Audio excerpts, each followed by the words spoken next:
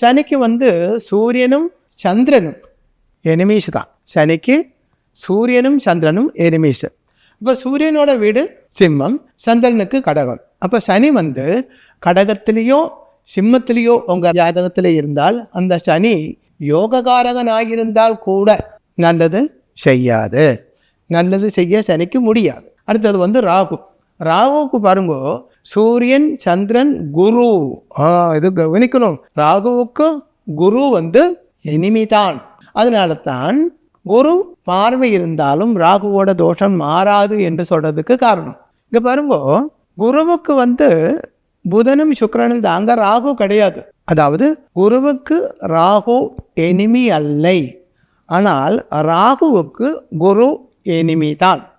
ராகுவுக்கு சூரியன் எனிமியாக்கும், சந்திரனுக்கு யாருமே எனிமி இல்லை. ஆனால் ராகுவுக்கு சந்திரன் எனிமி தான்.